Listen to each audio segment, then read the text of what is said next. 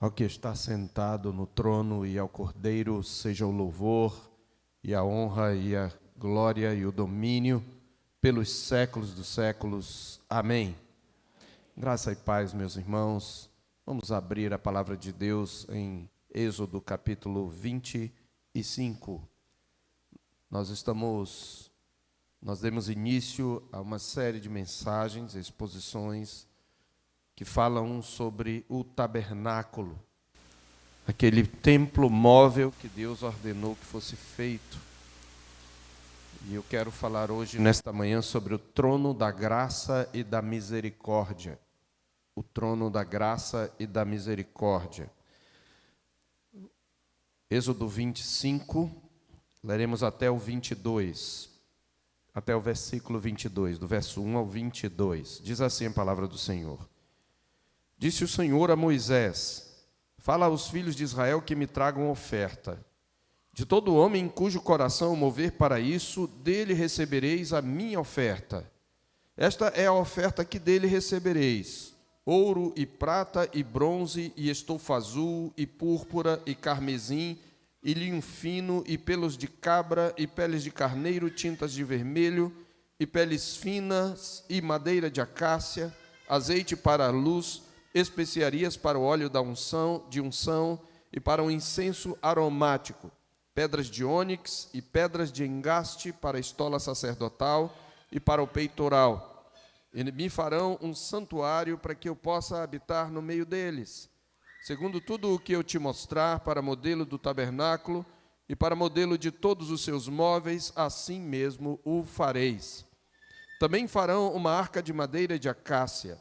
De 2,5 côvados será o seu comprimento, de 1,5 côvado a largura e de 1,5 côvado a altura. De ouro puro a cobrirás, por dentro e por fora a cobrirás, e farás sobre ela uma bordadura de ouro ao redor. Fundirás para ela 4 argolas de ouro, e as porás nos 4 cantos da arca, 2 argolas num lado dela e 2 argolas no outro lado. Farás também varais de madeira de acácia e os cobrirás de ouro. Meterás os varais nas argolas aos lados da arca, para se levar por meio deles a arca. Os varais ficarão nas argolas da arca e não se tirarão dela. E porás na arca o testemunho que eu te darei. Farás também um propiciatório de ouro puro. De 2,5 côvados será o seu comprimento, e a sua largura de 1,5 côvado. Farás 2 querubins de ouro batido os farás nas 2 extremidades do propiciatório. Um querubim na extremidade de uma parte, o outro na extremidade da outra parte. De uma só peça com o propiciatório fareis os querubins nas 2 extremidades dele. Os querubins estenderão as asas por cima, cobrindo com elas o propiciatório. Estarão eles de faces voltadas uma para a outra, olhando para o propiciatório. Porás o propiciatório em cima da arca, e dentro dela porás o testemunho que eu te darei. Ali virei a ti, de cima do propiciatório, do meio dos 2 querubins, que estão sobre a arca do testemunho. Falarei contigo acerca de tudo o que eu te ordenar para os filhos de Israel. Amém. Meus irmãos, no episódio anterior nós vimos como em sua graça o Senhor revela a Moisés o seu propósito de providenciar um lugar onde a sua glória, que até aquele momento habitava no monte, pudesse habitar de forma palpável, de forma permanente e graciosa no meio do povo, sem consumi-los, porque a glória de Deus tinha o aspecto de um fogo consumidor, como nós vimos no capítulo 4, o capítulo 24, verso 17. O próprio povo tinha medo de se aproximar daquela glória que estava sobre o monte. Somente Moisés adentrava aquela nuvem de glória para falar com o Senhor. Então, Deus queria providenciar um santuário móvel, uma barraca, um tabernáculo, de maneira que pudesse peregrinar com eles e conduzi-los à terra prometida. E com esse propósito, o Senhor Deus ordenou a construção desse santuário móvel, chamado de tabernáculo, uma tenda feita de objetos de material extremamente precioso, que apontava para a glória de Deus. Nós precisamos trazer de novo à nossa memória, meus irmãos, dois fatos iniciais quanto a essa empreitada. E é muito importante para o nosso aprendizado. Primeiro, o povo deveria participar ativamente da edificação do tabernáculo. Primeiro, por meio de contribuições que cada um propusesse no seu coração. Veja que o Senhor ordena que eles trouxessem ouro, prata, bronze, estofo azul, são todos materiais preciosos. Estofo azul, púrpura e carmesim, linho fino, são tecidos finos utilizados nas vestes reais, na nobreza, e eram utilizados nos palácios reais, assim como pelos de cabra, peles de carneiro, tintas de vermelho, peles finas, madeira de acácia, que era uma madeira fácil de achar ali no deserto, uma madeira que não era muito exatamente nobre, mas seria recoberta de ouro e era muito útil, azeite, tudo o povo deveria trazer, e o povo tinha estas coisas, porque você lembra que o Senhor providenciou que o seu povo despojasse os egípcios. Quando eles saíram naquela noite, na morte dos primogênitos, o Senhor tinha dito, olha, cada homem pedirá ao seu senhor, cada mulher à sua senhora, que lhe dê joias e alguma coisa que tiver de valor. E os egípcios, eles deram com abundância, porque eles queriam que o povo de Israel saísse o mais rapidamente possível, por causa das 10 pragas, e assim, sem esforço, eles despojaram os egípcios. Então, eles tinham muito, tanto é que, no capítulo 32, nós vamos ver um episódio trágico, né, do ponto de vista espiritual, que é o episódio do bezerro de ouro, mesmo depois de ter dado todas as ofertas para que seria, mesmo que eles teriam as ofertas para o tabernáculo, eles ainda tinham para fazer o bezerro de ouro, né? Embora que eles viessem a dar essas ofertas possivelmente depois desse episódio. Mas eles tinham bastante ouro e tinham bastante prata e bastante bronze. Então eles deveriam contribuir conforme cada um propusesse no seu coração, diz o verso 1, e também, em segundo lugar, por meio do serviço daqueles que seriam especificamente escolhidos pelo Senhor para esse fim. Mais à frente, o Senhor vai escolher Bezalel e Aholiabe para chefiar a confecção de cada utensílio do tabernáculo.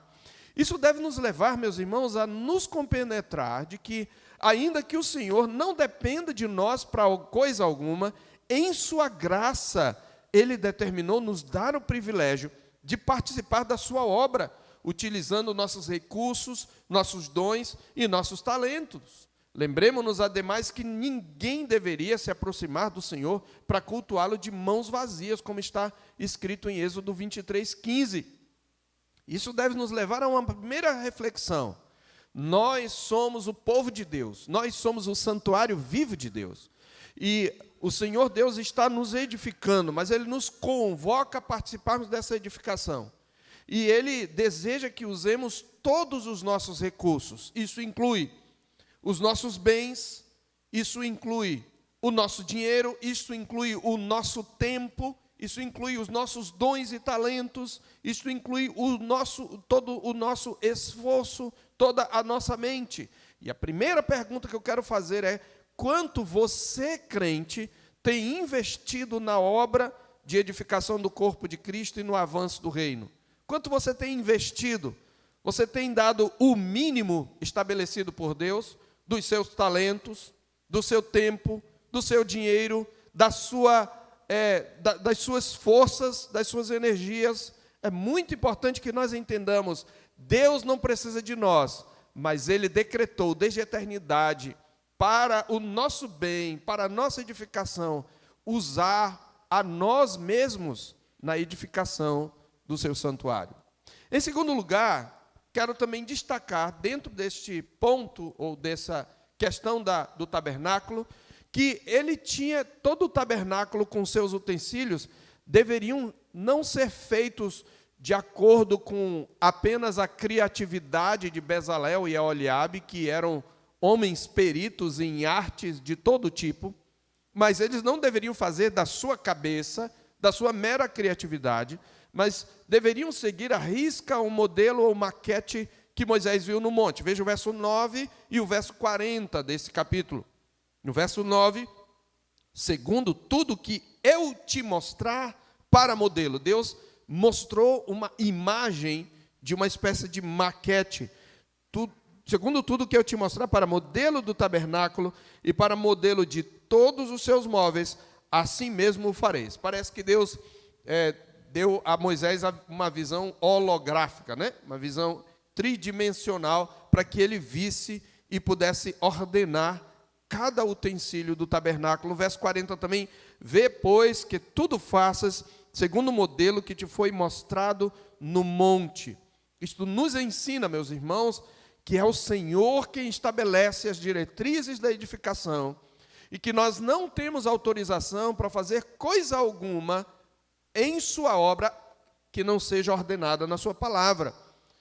Nós não podemos inventar nada no culto, nós não podemos inventar coisas para atrair pessoas, nós não podemos criar uma espécie de show, nós precisamos cultuar a Deus como Ele estabelece, não acrescentando coisa nenhuma. Mas a outra verdade preciosa, o termo aqui traduzido por modelo, é o mesmo usado para descrever o projeto do Templo de Salomão, em 1 Crônicas 28, 11, e do templo que Ezequiel vê em Ezequiel 40, 10, embora ali haja uma variação da palavra. Isto significa, meus irmãos, que o tabernáculo seria uma réplica terrena de um arquétipo divino do santuário celestial, onde Deus habitava. O tabernáculo seria uma espécie de cópia terrena do santuário celestial. Como observa certo comentarista, uma vez que Deus viajará para a terra prometida com seu povo, Ele deixará sua santa morada ali, o Monte Sinai. Então, o templo terreno deve corresponder ao templo celestial. Então, nós devemos atentar para cada peça do tabernáculo, porque cada peça aponta para a glória de Deus, para os seus atributos. E o tabernáculo como um todo aponta para Cristo e, em segundo lugar, para a sua igreja. Nós vimos ainda também os objetivos do tabernáculo que eu quero relembrar. Primeiro, Deus ordenou a sua construção para proporcionar um lugar de habitação do Senhor em graça entre o seu povo durante as suas peregrinações no deserto.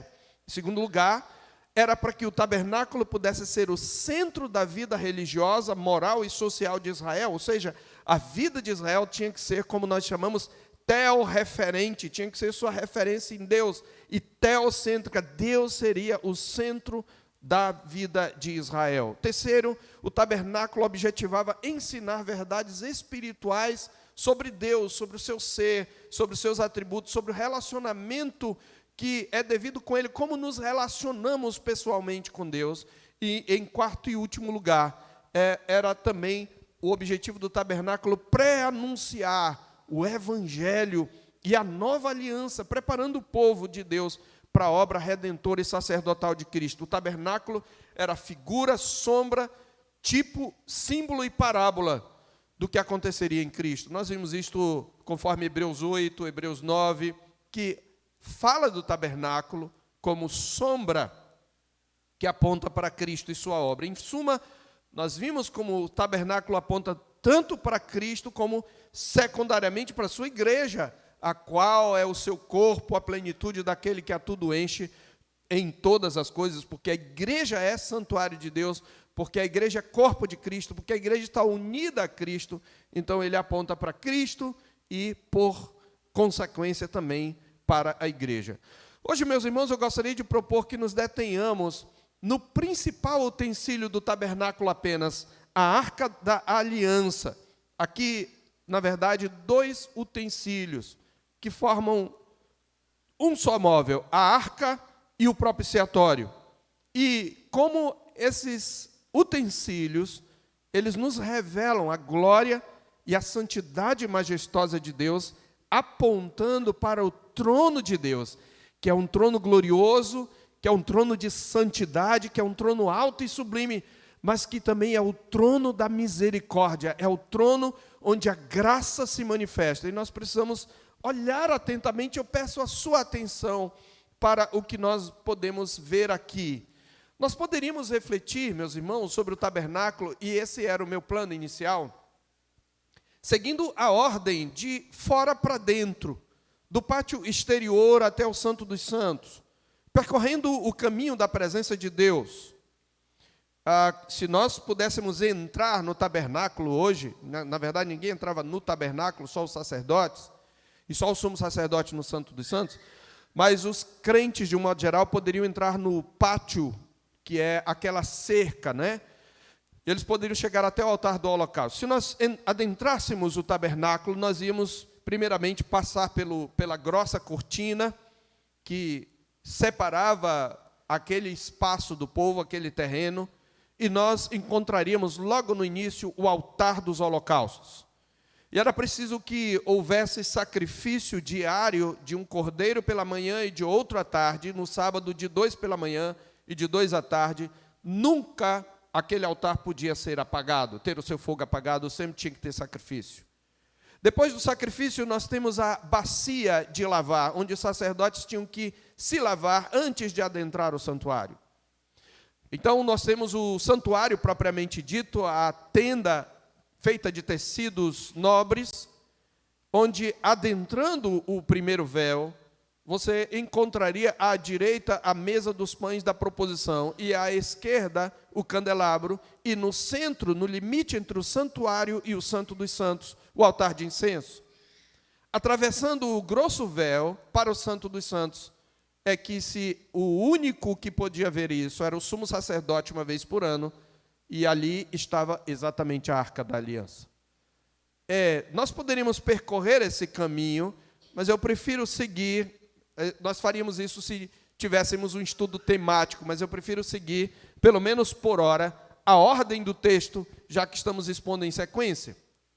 E também eu faço, meus irmãos, porque eu creio que não é por acaso que o Senhor Deus começa falando da arca e segue o caminho inverso, de dentro para fora do tabernáculo. Eu creio, sinceramente, que Deus quer enfatizar o papel crucial da arca como elemento de culto da velha aliança e como figura da glória e do culto que Deus requer. E 3 elementos devem ser destacados nessa descrição, e eu quero me deter neles, que formam um só móvel. Primeiro elemento, a própria arca, que é uma caixa. O segundo elemento, as tábuas da lei, as 2 tábuas da lei, contendo os 10 mandamentos que estariam dentro da arca. E, terceiro, o propiciatório, que é nada mais do que a tampa da arca. Cada um desses utensílios, desses objetos, é importante para nós entendermos quem é o nosso Deus e como nós nos relacionamos com Ele. Então, primeiramente, falando exatamente desse trono de glória, a arca, o propiciatório, eles formam uma espécie de cópia do trono de Deus, cópia simbólica, obviamente, eles não mostram toda a imagem do que é, não tem como fazer isso, porque o trono de Deus nos céus é algo que nós não temos como descrever, mas nós vamos entender em que ponto ela é uma cópia. Então, primeiramente, o que era a arca? A arca, meus irmãos, era o mais sagrado utensílio do tabernáculo. Trata-se de uma caixa, como ele descreve aí dos versos 10 a 16, observe. É uma caixa, ela é feita de madeira da acácia, mas ela é coberta com uma lâmina, ela é toda laminada de ouro, por dentro e por fora, e diz que ela tem uma bordadura, ela tem um bordado ao redor dela, e com uma medida, com medida em nossos padrões, seguindo aqui o padrão que a Nova Almeida atualizada traz, ela tinha aproximadamente 1,10 m de comprimento, 66 centímetros de largura e 66 de altura. Observe que a arca não podia ser tocada, eles deveriam fazer argolas, eles deveriam fundir argolas de ouro, no verso 12, e pôr nos 4 cantos, em cima e embaixo, e também varais de madeira, possivelmente roliços, recobertos de ouro, madeira de acácia, e esses varais deveriam estar o tempo todo dentro das argolas. Por quê? Porque não se podia tocar na arca. A arca aponta para a santidade, para a pureza de Deus, que não pode ser tocada pelo pecado, pois ele vai destruir aquele que toca. Você lembra do que aconteceu em 2 Samuel, capítulo 6, de 1 a 11, quando Davi quer trazer a arca da aliança para Jerusalém, para fazer daquele lugar o centro religioso de Israel, mas ele não segue o padrão estabelecido na lei mosaica. Ele coloca a arca em carros de fogo, carro de boi, e não era para ser carregada assim, ela era carregada à mão com varais por levitas. Eles não tocavam na arca, eles só tocavam nos varais, eles seguravam, e só levitas podiam levar. Mas Davi escolheu gente que não era da tribo de Levi. Davi mandou pegarem a arca e colocarem num carro de bois, e mandou que Uzá e Aiô, 2 homens que não eram da tribo de Levi, levassem a arca, e num determinado momento um boi tropeça, o carro balança, a arca escorrega, e Uzá, bem intencionado, toca na arca para impedir que ela caia, e quando ele toca, o Senhor o mata naquele lugar. Você vê então que a arca representa a santidade de Deus. O ouro era um material que revestia todo o objeto relacionado à presença imediata de Deus, aponta para a sua transcendência, para a sua divindade. As varas, por isso, nunca deviam ser removidas. E conforme Números, capítulo 4, versos 5 e 6, apenas para quem está anotando, anotar, Números 4, 5 e 6, versos 5 e 6, ali aponta, essa passagem aponta que 3 coberturas deveriam ser colocadas sobre a arca quando ela precisava ser transportada, quando o tabernáculo era desarmado, quando o tabernáculo era desmontado, o acampamento levantado e a jornada tinha que continuar. Um véu de pele, possivelmente de golfinho, e de estofo azul. A mesa dos pães da proposição também tinha que ter cobertura, mas esse véu de estofo azul era reservado para a arca. Então, sobre a importância da arca, meus irmãos, para a religião de Israel, Victor Hamilton, comentando, diz que é impossível imaginar a religião do Antigo Testamento sem a arca, sem esse baú de ouro. De certo modo, Hamilton diz que a arca representa para a antiga aliança o que a cruz representa para a nova aliança. Se você eliminar um dos dois, você eliminará os símbolos mais sagrados de cada aliança. Você deve lembrar que quando Josué, você ler o livro de Josué, os primeiros capítulos do livro de Josué, você verá que quando eles chegam às margens do Jordão, Deus ordena que os sacerdotes carreguem a arca à frente do povo de Israel, e diante da arca as águas do Jordão se abrem e eles passam, porque a arca representa o próprio Javé, o próprio Senhor. Era essa arca que eles levavam quando eles iam guerrear. Você lembra que lá em 1 Samuel, quando o povo vai guerrear contra os filisteus, eles são derrotados e eles imaginam, porque a gente não está com a arca aqui, porque quando eles iam lutar, a arca ia à frente na guerra, mas eles perdem a guerra, porque eles estavam dando um sentido mágico para a arca, não adiantava ter a arca à frente, se eles tinham quebrado a aliança. De qualquer maneira, a arca, ela representa, de fato, a presença de Deus, ela representa a glória de Deus que está à frente do seu povo. Ela não é uma representação do próprio Deus em si, ela é como um receptáculo que carrega a presença e a glória de Deus. E é exatamente este o ponto. O que está dentro da arca que representa a Deus? A sua palavra escrita. E aí chegamos às tábuas do testemunho. Deus se revela, mesmo naquele momento, quando você vê fogo, trovões, terremoto no cume do monte. Deus sempre pretendeu revelar-se por meio da sua palavra escrita. Esse é o elemento permanente em toda a história da redenção. Nós nunca podemos tirar a palavra de Deus desde o momento em que Deus faz escrever a sua palavra. Esta palavra vai guiar o povo e é esta palavra que vai revelar quem é Deus.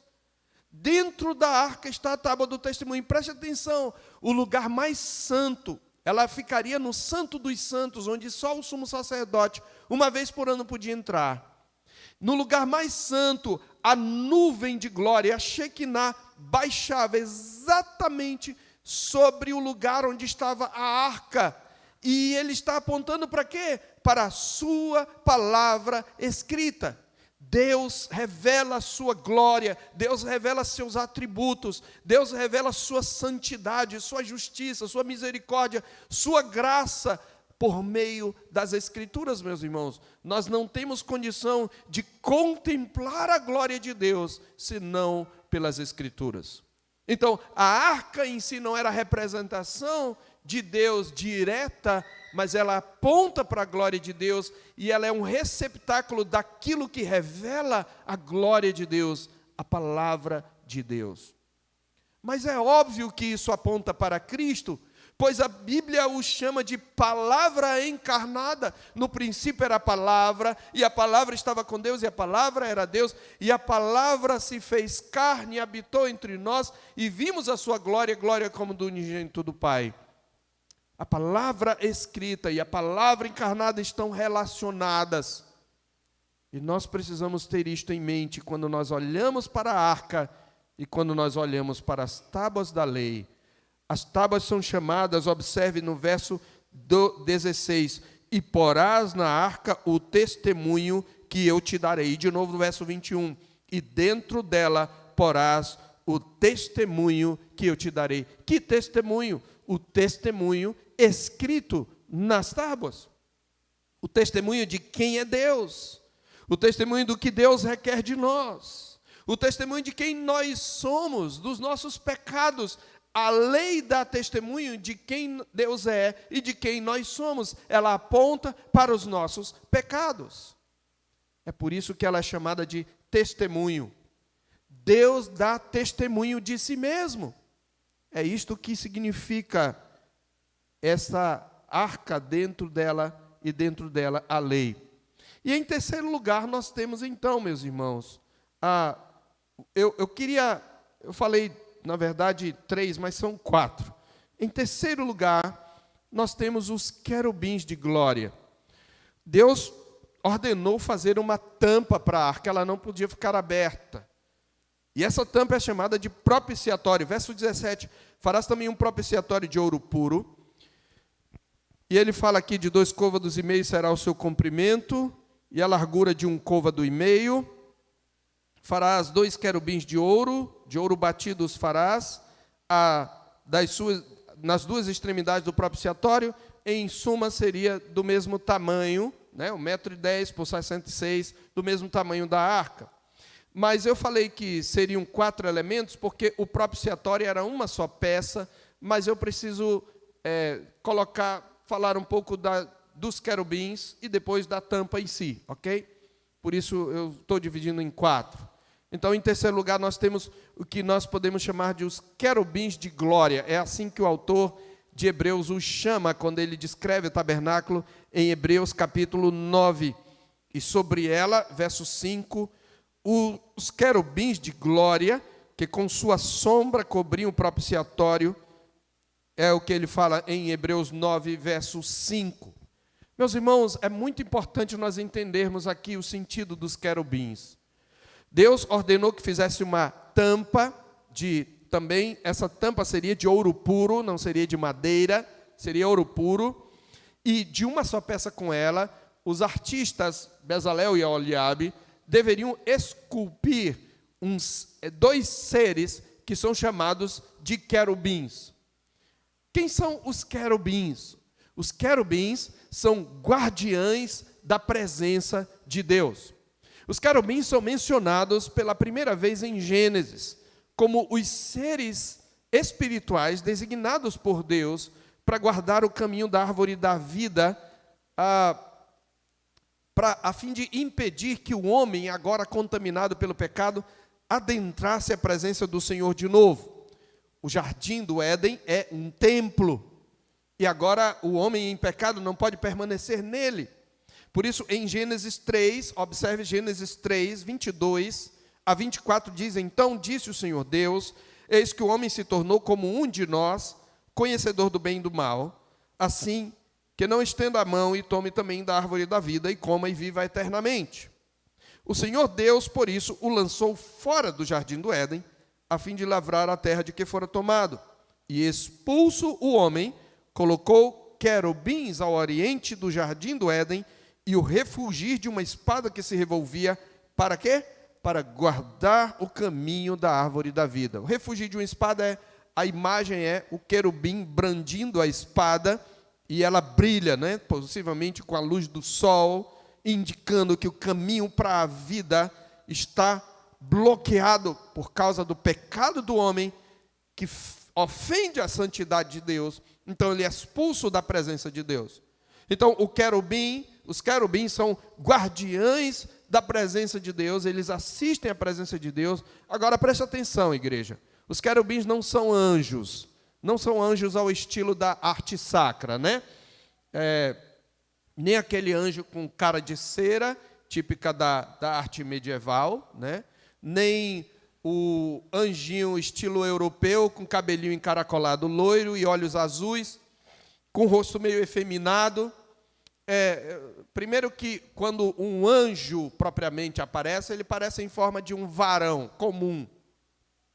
Às vezes, pode ter uma aparência refulgente. Mas querubins não são anjos. Precisamos entender isso. Querubins, na verdade, com relação à aparência deles, eles são seres terríveis em sua aparência, que trazem uma ideia de reverência. Eles são terríveis em sua santidade e zelo pela reverência na presença de Deus. E a aparência deles está ligada à glória de Deus como fogo consumidor. Nós não sabemos exatamente como eram as figuras representadas no tabernáculo, mas nós podemos ter uma ideia. Por quê? Porque há uma descrição dos querubins em imagem real. Os querubins, os seres que elas representam, são vistos por Ezequiel em Ezequiel capítulo 1. Eu peço que você abra lá, por favor. Ezequiel capítulo 1, você quer saber? Não sei se exatamente a imagem que estava na arca era assim, mas ela era uma representação disso aqui. Agora, o querubim era desse jeito que Ezequiel viu. Vamos ver como era o querubim. Aconteceu no 30º ano, no quinto dia do 4º mês, que estando eu no meio dos exilados, junto ao rio Quebar. Primeira coisa que aconteceu aqui, veja como é uma cena terrível e ao mesmo tempo gloriosa. Se abriram os céus e eu tive visões de Deus. No 5º dia do referido mês, no 5º ano de cativeiro do rei Joaquim, veio expressamente a palavra do Senhor a Ezequiel, filho de Buzio, sacerdote, na terra dos caldeus, junto ao rio Quebar, e ali esteve sobre ele a mão do Senhor. E aí ele vai começar a descrever aqui. Olhei, e eis que um vento tempestuoso vinha do norte. O que é um vento tempestuoso? É alguma coisa parecida com um tufão ou um furacão, não é uma ventania qualquer.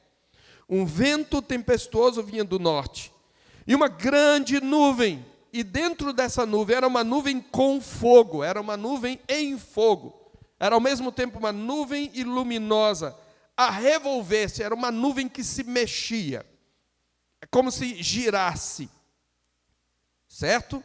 E resplendor ao redor dela, brilho ao redor dela, e no meio disto, uma coisa como metal brilhante. Ele não tem como descrever isto de maneira palpável, então ele vai fazer que era parecido, a coisa mais parecida que eu conheço era isso, mas ela era algo que é muito além disso, entende?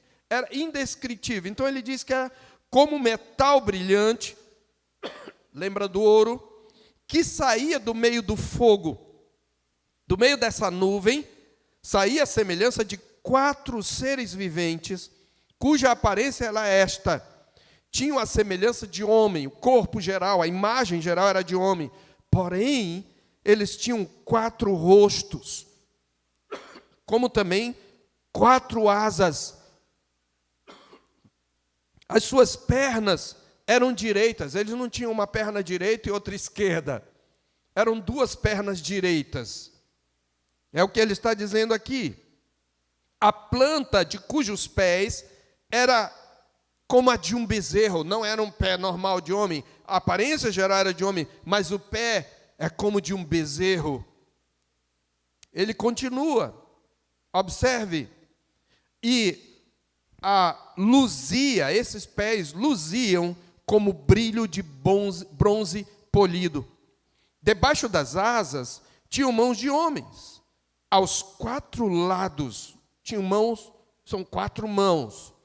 Assim, todos os quatro tinham rostos e asas, e estas se uniam uma à outra, não se viravam quanto iam, cada qual andava para a sua frente. A ideia é a seguinte: se ele vai para frente e ele volta, ele não precisa se virar, ele vai e volta. Por quê? Porque eles tinham 4 rostos, para onde eles fossem, um rosto olhava para frente. Mas não eram rostos de homem apenas.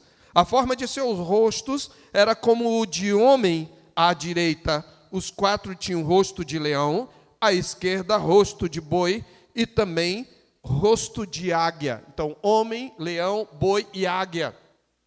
Aqui é uma representação da criação. O boi é o animal do serviço. A águia aponta para a realeza. Este é o ponto. E o homem, obviamente, é a imagem de Deus.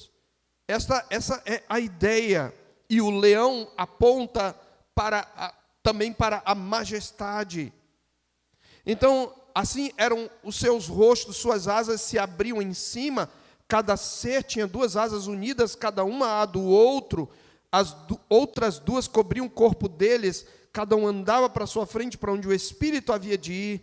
Eles iam, e diz que o aspecto dos seres viventes era como carvão em brasa. Eles eram seres de fogo, à semelhança de tochas. O fogo corria resplendente por entre os seres, deles saía um relâmpago, e eles zigue-zagueavam. Eles eram seres que se moviam rapidamente, para lá e para cá, essa é a ideia, como relâmpagos. Esses são os querubins, irmãos. E acima desses querubins, observe verso 22, sobre a cabeça dos seres viventes, havia algo semelhante ao firmamento, semelhante ao céu, como um cristal brilhante, que metia medo. Tem muitos crentes que gostam dessas coisas de visão. Porque eu tive uma visão. Não tem uma visão, meus irmãos, na Escritura, que a pessoa tendo essa visão sai correndo, cacarejando e pulando e dizendo maravilhas e caindo. Não! Era algo terrível, porque a santidade, a glória de Deus estão sendo reveladas aqui. Ele diz que era de meter medo, estendido sobre a cabeça por debaixo do firmamento. Eles estavam estendidas as suas asas, uma na direção do outro. Então a ideia é que as asas eram estendidas, e sobre as asas deles, diz que andando eles, ouviam o tatalar das suas asas, como o rugido de muitas águas. Quando as asas batiam, era como as cataratas do Iguaçu para maior. Essa é a ideia. E ele diz que era como a voz do Onipotente, ouviu o estrondo tumultuoso, como um tropel de um exército. Parando eles, abaixavam as asas, e veio uma voz por cima do firmamento, e por cima do firmamento havia semelhante a um trono, como uma safira, e sobre essa espécie de trono assentada uma figura semelhante a um homem. E ele vai descrever o aspecto da glória de Deus. É como os querubins carregando essa carruagem do trono de Deus. Esses são os querubins. E por que são querubins, pastor? Aí ele não chama querubins, mas Ezequiel os chama no capítulo 9. No capítulo 9, no verso 3, diz: a glória do Deus de Israel se levantou do querubim sobre o qual estava, porque no capítulo 1 ele descreve a glória sobre o querubim. Indo até a entrada da casa, e no capítulo 10 de novo, olhei, e eis que no firmamento, lembra o firmamento que ele mencionou no capítulo 1, que estava por cima da cabeça dos querubins, apareceu sobre eles uma como pedra de safira, semelhando a forma de um trono. A mesma descrição, só que agora ele chama de querubim. Então, observem comigo na visão de Ezequiel que o Senhor se assenta num trono de glória sobre os querubins. Desse modo, meus irmãos, a arca com os querubins reproduz essa plataforma que Ezequiel vê. Querubins deveriam ser bordados também, precisamos saber disso, na extensão das cortinas interiores do tabernáculo e no véu do santuário, conforme Êxodo 26, 31 e Êxodo 36, 8. Êxodo 26, 31 e Êxodo 36, verso 8. Lá está escrito que no véu deveriam ser bordados querubins e na cortina interior do tabernáculo deveriam ser bordados também querubins. Então, embora eles não sejam uma imagem da divindade, pois o Senhor jamais ordenou qualquer representação direta de sua pessoa, os seres chamados querubins nos remetem à absoluta transcendência e à santidade majestosa de Deus, que faz dele um ser totalmente outro, separado das suas criaturas, aquele que se chama o alto, o sublime, que habita a eternidade, o qual tem o nome de santo e que declarou: eu habito num alto e santo lugar, aquele ser terrível que Isaías viu e disse: ai de mim, que sou homem de lábios impuros, habito no meio de um povo de impuros lábios e os meus olhos viram o Rei. Esse é o Deus que se assenta acima dos querubins. Então, meus irmãos, os querubins estão dizendo: o homem pecador não é digno de estar na presença desse Deus santo. Esse Deus é majestoso, ele é diferente, ele é distinto de toda a criatura, ele é separado da criação, ele é o totalmente outro. Ele é terrível em sua santidade, em sua glória, em sua majestade. Esse é o Deus a quem adoramos, irmãos. Esse é o Deus em quem devemos pensar e que devemos colocar-nos diante dele. E é por isso que ele requer reverência diante da sua presença. Não podemos estar na sua presença de qualquer maneira. Ele é o Deus santo. Mas aí nós temos em quarto e último lugar o próprio propiciatório. E eu volto para o nosso texto.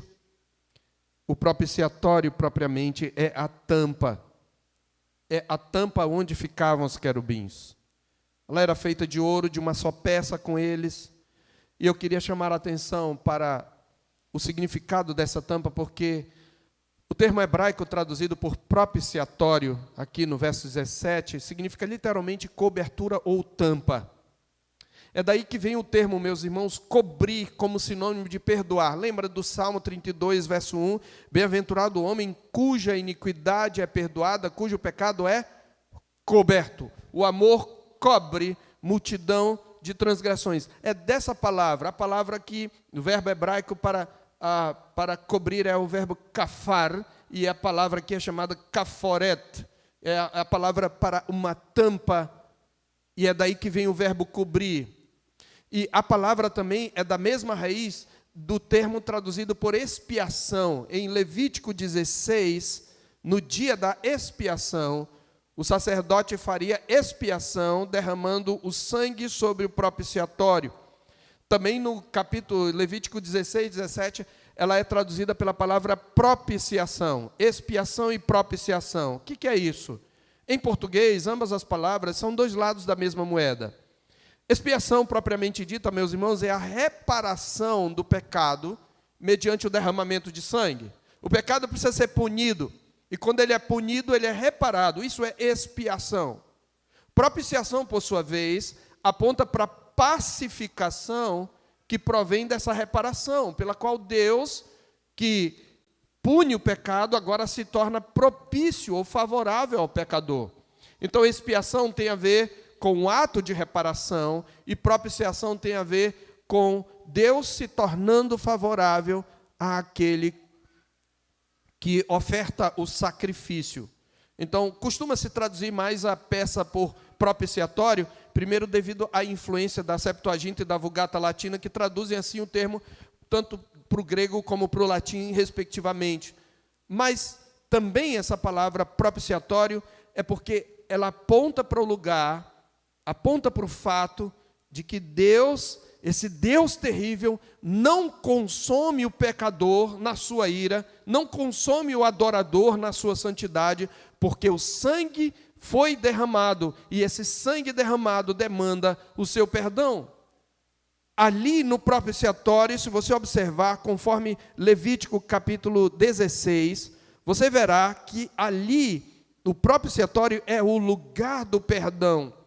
Nesse lugar é onde Arão deve derramar o sangue, verso 14 de Levítico 16, tomará do sangue do novilho uma vez por ano apenas, não mais que isso, e apenas o sumo sacerdote Arão podia adentrar o santo dos santos, e ele levava o sangue de animais sacrificados, e diz a Bíblia que ele tomaria do sangue do novilho, isso é um sacrifício que ele fazia por si mesmo, e aspergiria sobre a frente do propiciatório e diante do propiciatório por 7 vezes. Depois ele ofereceria um bode para a oferta pelo pecado, e de novo no verso 15, pelo povo, ele aspergiria sobre o propiciatório, também diante do propiciatório, e faria também expiação pelo próprio altar e pelo próprio tabernáculo, no verso 20. Então, observe isto, meus irmãos. Qual é a simbologia que é propiciatório? Porque é o lugar onde ocorre a propiciação, era o lugar onde uma vez por ano, no ano da expiação, que era um dia de pedir perdão para Deus, um dia de jejum, um dia de confissão nacional, Arão chegava com o sangue do sacrifício e aspergia sobre aquela tampa. Preste atenção na simbologia. O que tem dentro da arca? A lei. Do que a lei dá testemunho? A lei dá testemunho da santidade de Deus, por um lado, e do nosso pecado, por outro. A lei dentro da arca é seguidamente transgredida por aqueles que se aproximam para adorar a Deus. Eles transgridem a lei por omissão, por comissão, por pensamentos, por palavras, por ações. A lei mostra que eles são pecadores e merecem morrer. A lei dentro da arca foi quebrada, a lei dentro da arca foi transgredida. Então, aquele sangue serve como uma tampa que esconde a lei transgredida, que esconde, por assim dizer, o pecado. O sangue do substituto aspergido, ele cobre a lei transgredida. Ou ele está dizendo, a lei foi cumprida, a maldição da lei foi derramada sobre um outro. É óbvio que isso aponta para Cristo. Então, quando isto acontece, o trono da glória, o trono da santidade, o trono da justiça se torna o trono da misericórdia, o trono da graça, o trono onde Deus aceita o pecador, porque o Cordeiro foi morto. Por isso é o trono da graça e o trono da misericórdia. Alguns o chamam assento da misericórdia. Irmãos, o que nós temos aqui é uma visão do trono de Deus.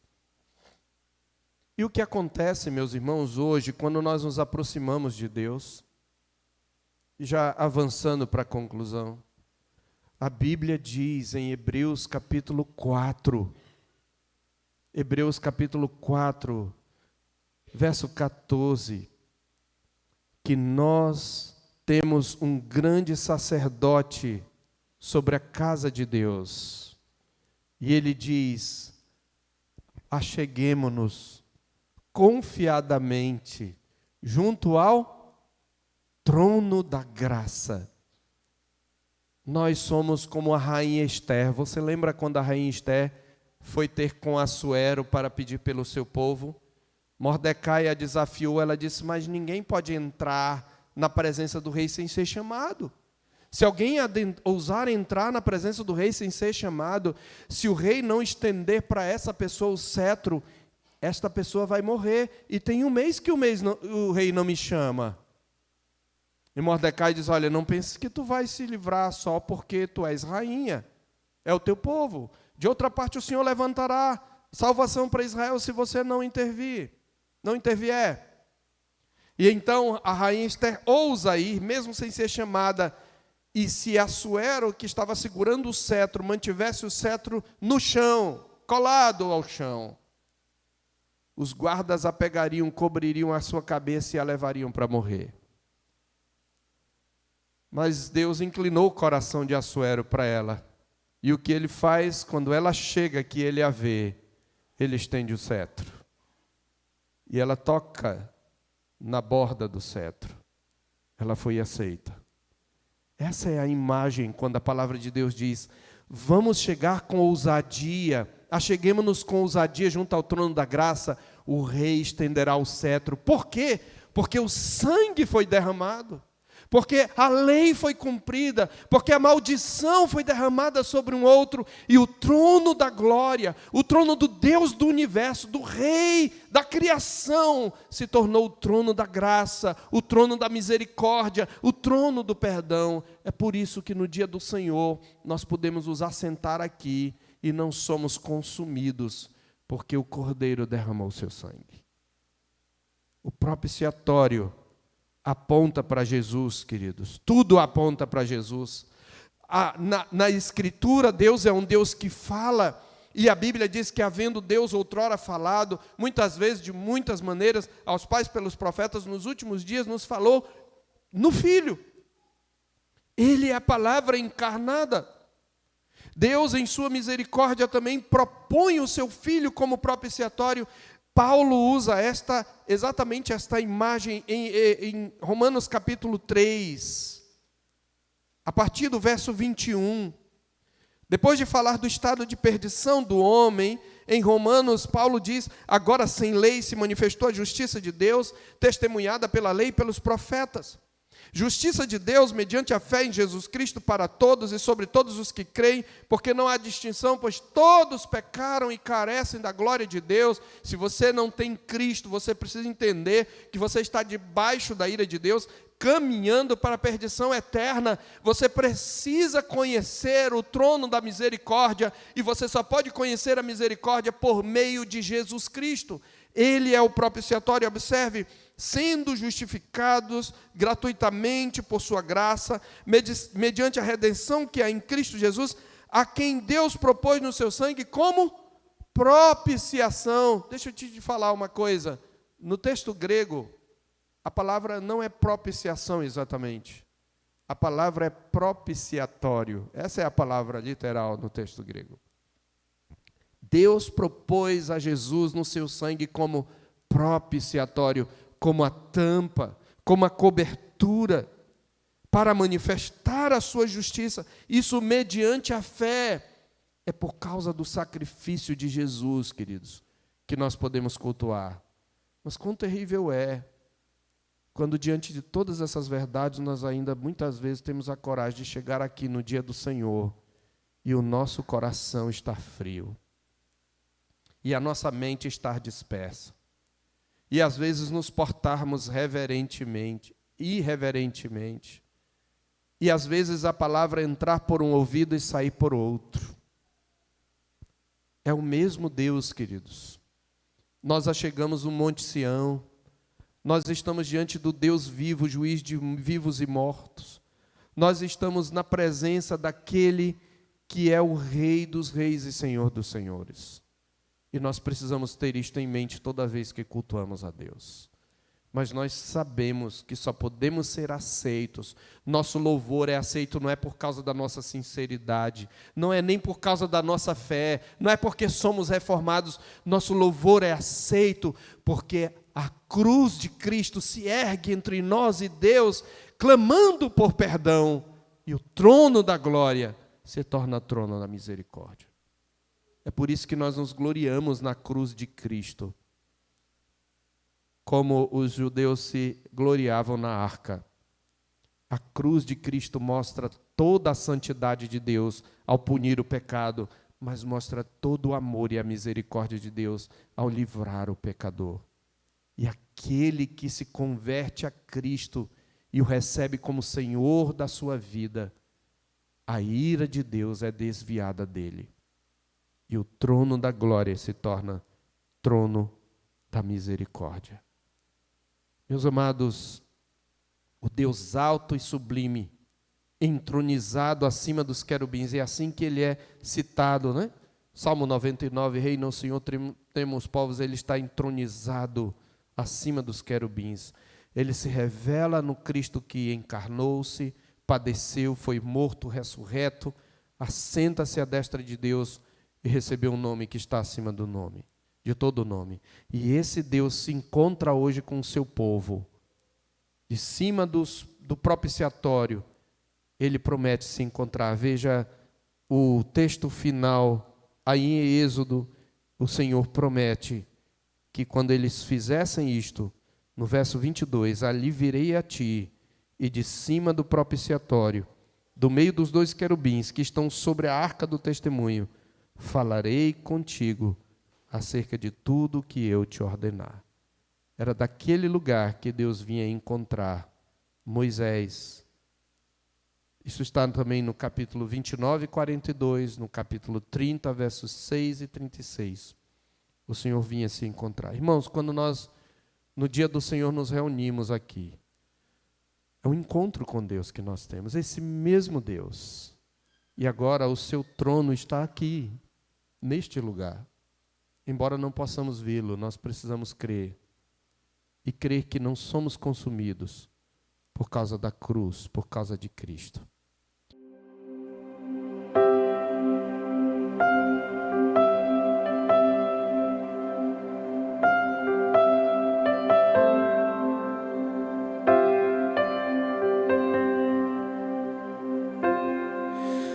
Tu és bem-vindo aqui.